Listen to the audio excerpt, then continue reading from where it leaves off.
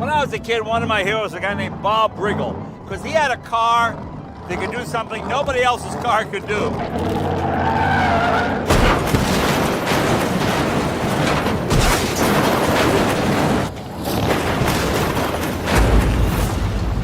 Damn it!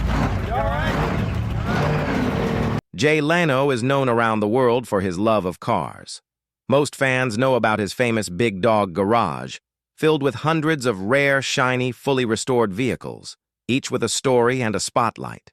From steam-powered relics to futuristic, electric supercars, his collection is one of the most complete and expensive in private hands.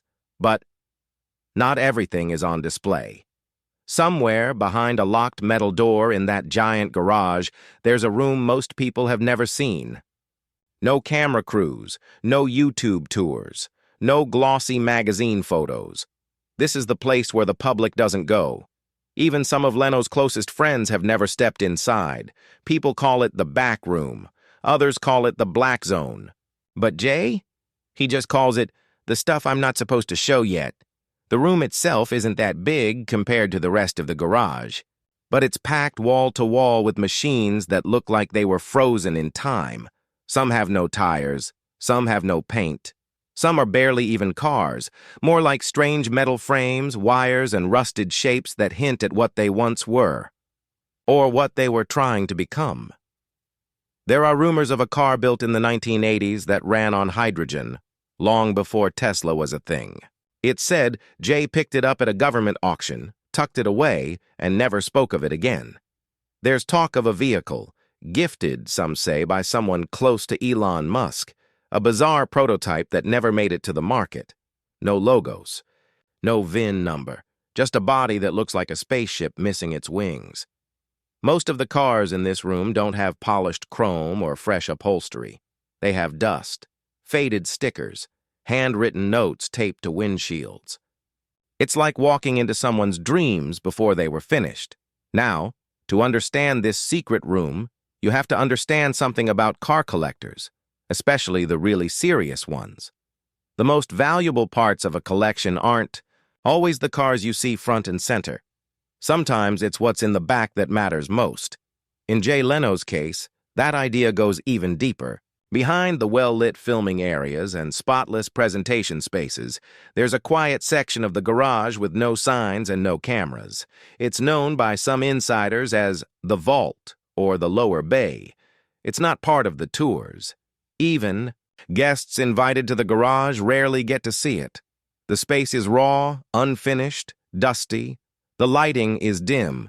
The cars inside aren't arranged for beauty or show. They're there because they have nowhere else to go. Some don't start. Some are missing parts. A few look like science experiments. This is where Jay keeps the vehicles that don't make it into the videos, not because they're not worth showing, but because their stories are more complicated. Some were early prototypes that never made it to production. Others were gifted, quietly by companies or individuals who didn't want them talked about. A few were rescued after being abandoned by their creators. They're not showroom pieces. They're historical artifacts of what could have been. For Jay, this room isn't about hiding. It's about protecting. It's his way of honoring ideas that didn't quite work out but still mattered. So why would Jay Leno hide these cars? The answer is simple. They're not ready. Jay isn't just a collector. He's a builder, a restorer, and above all, a storyteller. He believes that every car has a personality, a soul even. And until a car is fully understood, fully restored, or at least respected, it doesn't belong in the spotlight. He once said, "I don't show unfinished stories." That room? It's a library of rough drafts, machines waiting for their moment. Some have been in there for years. Others come in for a week and leave better than new.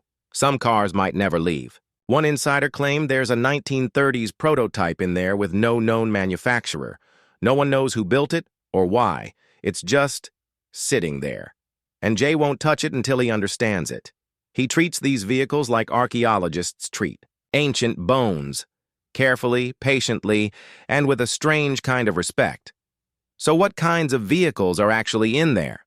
That's where things get really interesting. Because Jay has never done a formal tour of this space, everything we know comes from whispers, rare interviews, and a few blink-and-you-miss-it moments in old videos. Over the years, eagle-eyed fans and former guests have pieced together a rough idea. One of the most talked-about vehicles is a mid-engine Corvette prototype from the early 1990s, said to be gifted by a retired GM executive. There's also a student-built Chrysler turbine shell from a design school partnership in the early 2000s. Apparently, it's just a fiberglass body with a handwritten note on the dashboard that says, "Do not start." Then there's talk of an experimental Tesla prototype, possibly from the company's earliest days. According to some sources, the car contains early-stage battery tech and a salvaged Lotus chassis. Jay has never shown it, and reportedly, Elon Musk himself once asked him not to. There are more. Early hydrogen fuel cell vehicles, rotary engine experiments that predate Mazda's RX lineup, and electric cars from companies that no longer exist. Many of these vehicles were never meant to be seen by the public, let alone filmed for YouTube. But Jay keeps them anyway. Not because they look good, but because they represent turning points in automotive history. Ideas that could have changed everything if they had just worked a little better, or arrived at the right time. Not everything in that room is serious, though. Jay's known to laugh about some of the projects collecting dust. One car, he says, is so experimental, we're not even allowed to start it indoors without calling the fire department first.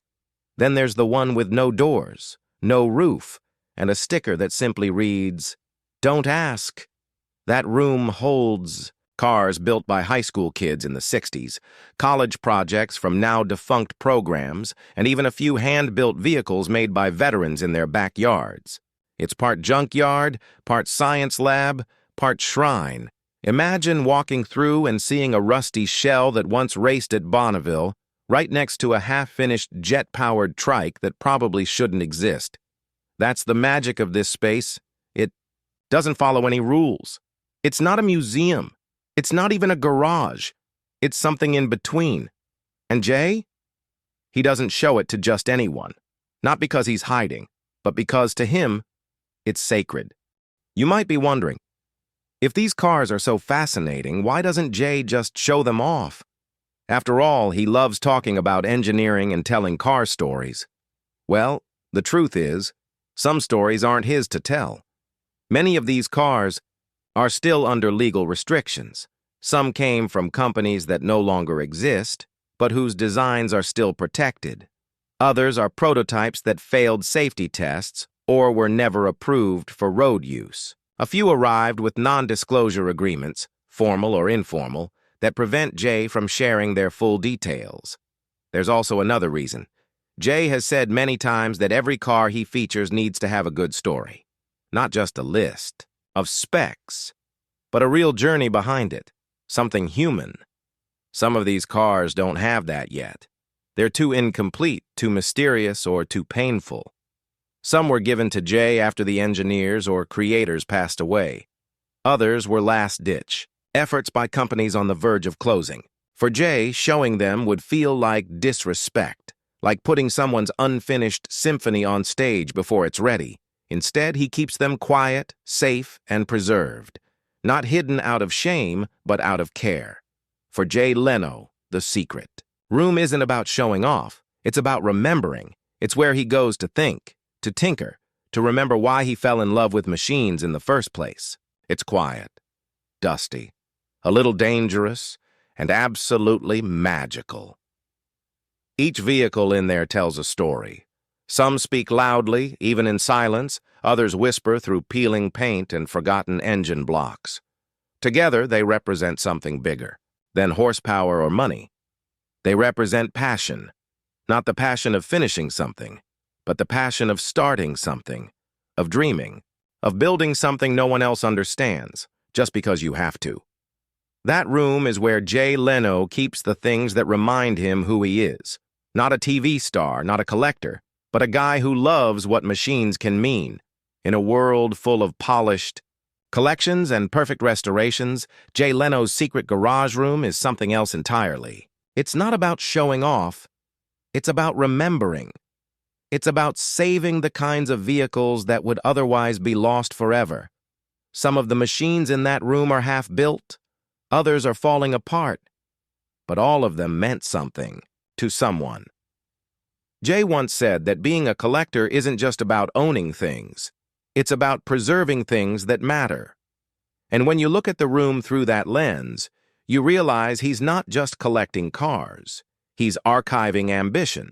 There's a gas turbine sedan from the 1960s, part of Chrysler's dream to move away from traditional engines.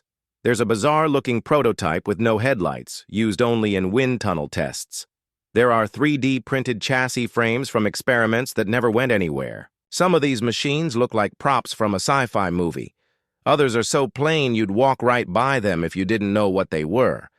But they all represent something rare, an attempt to do something different.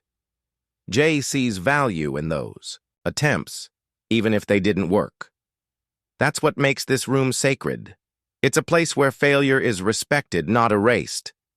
Will Jay Leno ever open that room to the public? Maybe one day. Maybe never. He's hinted at it before in interviews. He's joked that half of it is legal gray area.